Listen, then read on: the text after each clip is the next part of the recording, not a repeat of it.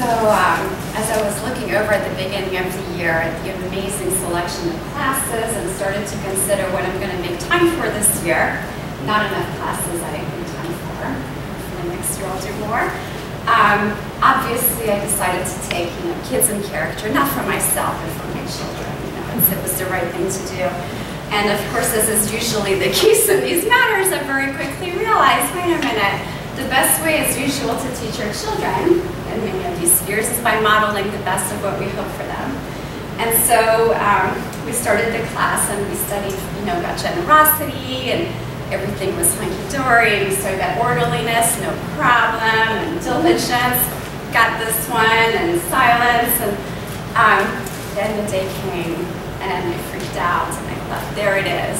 I was dreading this day. That trait, that one trait, everyone has one of those, I'm sure, where you think, oh gosh, I don't want to look at this too hard, because every time I think about this one trait, I'm reminded of how far I have to go from where I am to where I want to be or aspire to be. But yet you know that this one trait, no matter what you do, you will be tested on over and over and over again, because I like the term that I learned with you, about within Musar, that we have a spiritual curriculum, and this trait is definitely on my spiritual curriculum. Calmness. Calmness.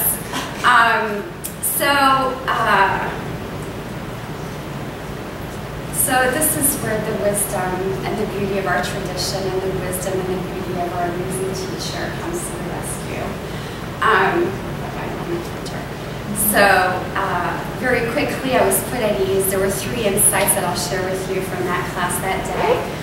The first was by Rabbi Israel Kanter, the father of the Musar movement, which, by the way, as a reminder for those of you who haven't studied this yet, it's ethical instruction.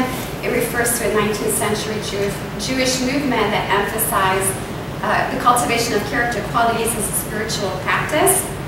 And so he said, as long as one lives a life of calmness and tranquility in the service of God, it is clear that he is remote from true service. And I thought to myself, phew, okay. So it was interesting, because then we got into the fact that, if life is so tranquil and you're a tranquil person all the time, it could be that maybe you're sleeping at the wheel, kind of thing. And so I knew I had that going for me. I'm not sleeping at the wheel.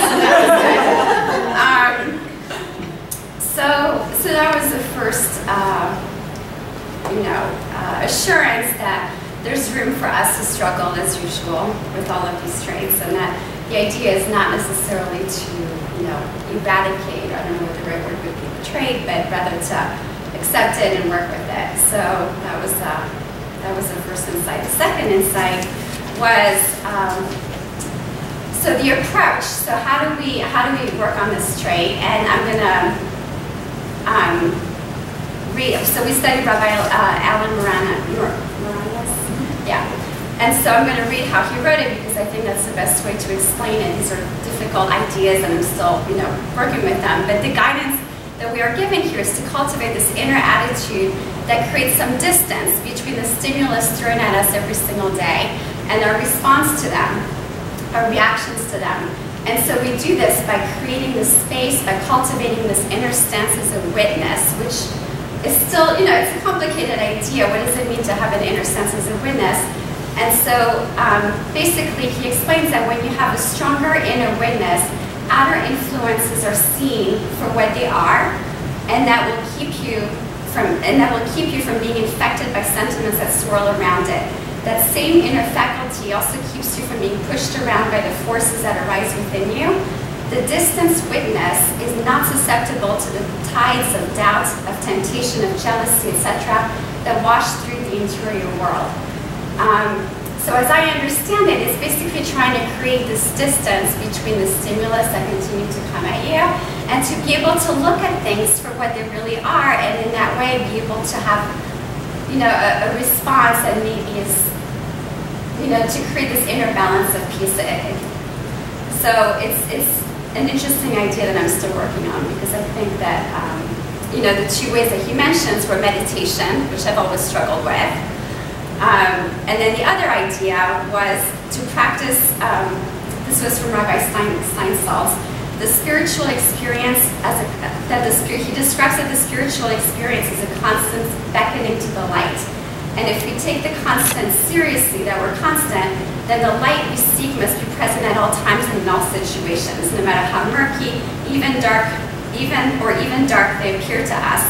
So it is a job of the witness to keep an eye out for that light.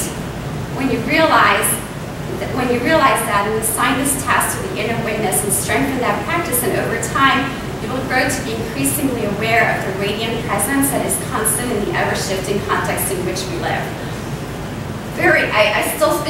It's very complicated, dense ideas. So my third insight was an analogy that I could really relate with because I thought that was simple and I like visuals. And that was the analogy that it's like surfing.